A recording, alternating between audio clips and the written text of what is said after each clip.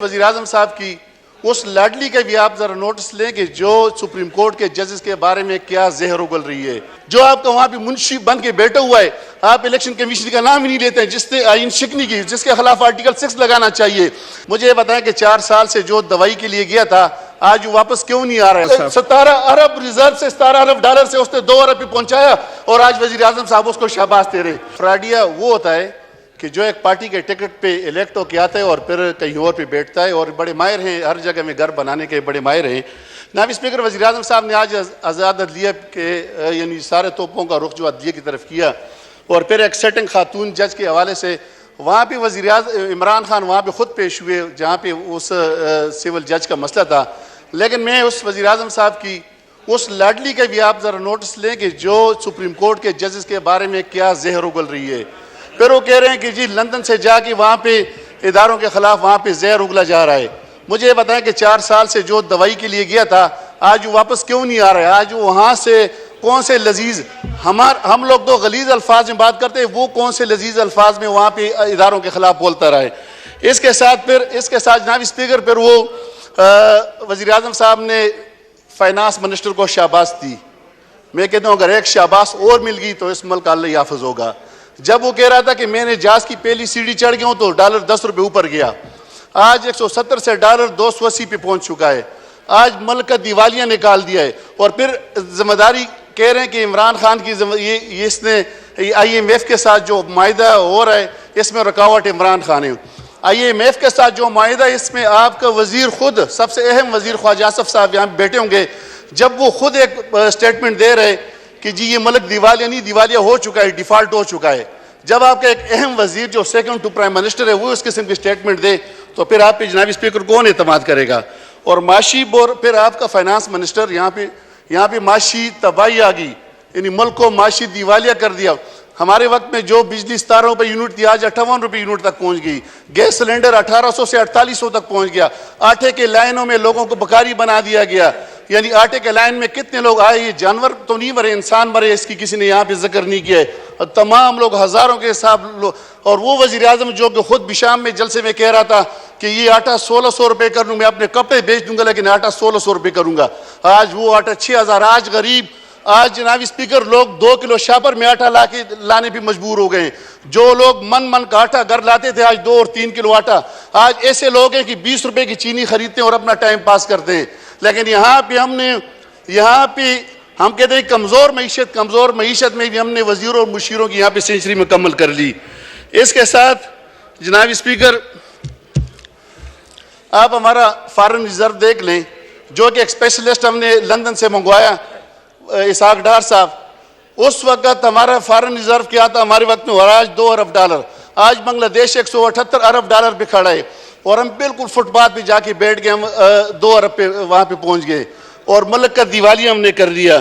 फिर ये सारे जमजम से 2 लिए गए। कहते कि इनके बड़े अच्छे अल्फाज जो लंदन से जनाब स्पीकर इनके अल्फाज थे हमारे अदलिया के खिलाफ और हमारे दूसरे बाकी पाक फौज के खिलाफ, जो इनके, क्या वो भूल गए? क्या वो जो लाडला कहते हैं तो वो लाडली का स्टेटमेंट भूल जाते हैं, जो कि सुप्रीम कोर्ट के अदालत उज़्मा के जजेस के हवाले से जो बातें करते हैं, क्या ये सारे कुछ भूल गए? फिर इसके बाद जनाब स्पीकर जनरल आसिफ मुनीर साहब और जनरल साहिर शमशाद साहब ये बिल्कुल मेरिट पे आए। इस पर हमारी पार्टी ने कोई बात नहीं की, बल्कि वज़ीर-ए-आज़म के पास जब समरी आ गई, मेरे ख्याल में 5 मिनट के अंदर अंदर उसने साइन की और उसने वहाँ पर भेजी है कि हमारे इदारे में इदारों को तनकीद नहीं बनाना चाहिए, बल्कि इदारों को, जो भी इदारों को तनकीद बनाते हैं वो ठीक नहीं है। इदारे हमारे हैं, अदलिया भी हमारा है और ये दूसरा आर्मी भी, और तमाम इदारे हमारे हैं। इसके साथ यहाँ पे कहते हैं कि कैबिनेट में हम बात करते हैं और तमाम से मिल के कि अदलिया के खिलाफ प्लान बना रहे हैं। इससे आइन शिकनी आपके इलेक्शन कमीशन ने की, आप इलेक्शन कमीशन का नाम नहीं ले रहे हैं। जो आपका वहाँ पे मुंशी बन के बैठा हुआ है, आप इलेक्शन कमीशन का नाम ही नहीं लेते हैं, जिसने आइन शिकनी की, जिसके खिलाफ आर्टिकल 6 लगाना चाहिए, जिसने आइन को तोड़ा है। जब असम्बलियाँ डिज़ाल्व हो जाती हैं तो 90 दिन के अंदर हमारा कॉन्स्टिट्यूशन ये कह रहा है कि वहाँ पे इंतखाबात का होना ज़रूरी है, लेकिन वहाँ पे अफसोस कि ऐसा न हो सका। फिर इतने दड़ले से यहाँ पे बातें करते हैं, यहाँ पे बड़े किरदार और करेक्टर की बातें करते हैं। आप बताएं कि जो दवाई, जो 500 रुपये का आपने एफिडेविट दिया था, आपके एफिडेविट पे जो बाहर गया था, आज वापस क्यों नहीं आ रहे 4 महीने से? फ्रॉडिया मेरा लीडर है और बगोड़ा वो है। फ्रॉडिया वो है जो 37 इलेक्शन ज़मीनी इलेक्शन होते हैं जिसमें 30 इलेक्शन हम जीतते हैं और 7 इलेक्शन बाकी सारे मिलकर जीतते हैं। और क्या कहते हैं कि वो फ्रॉडिया है। आया ये अवाम ने फ्रॉडिया को 37 इलेक्शन में 30 इलेक्शन जितवाए?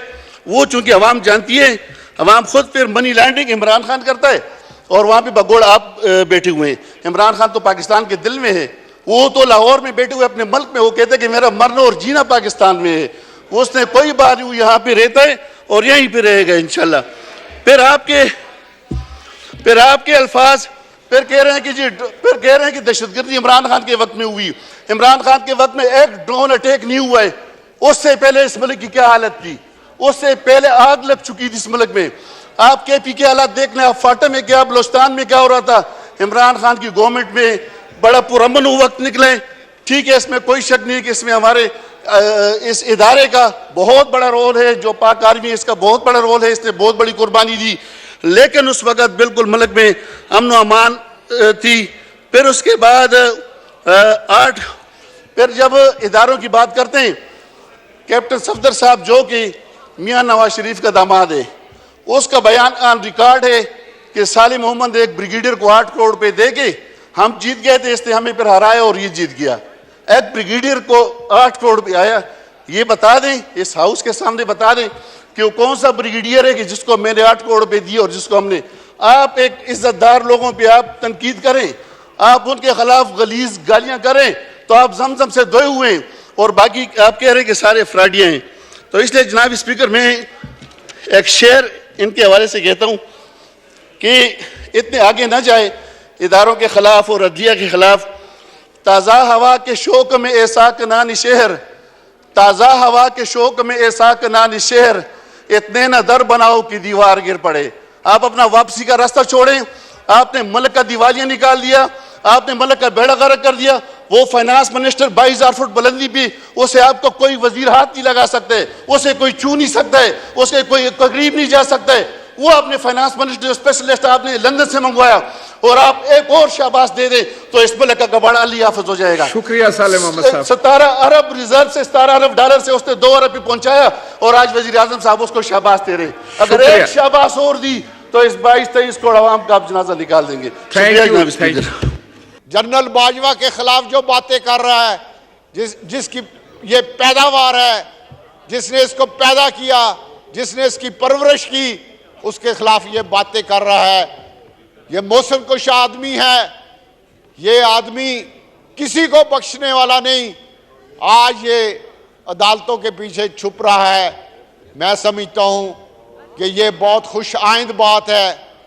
कल का फैसला पूरी कौम के लिए एक खुशखबरी है।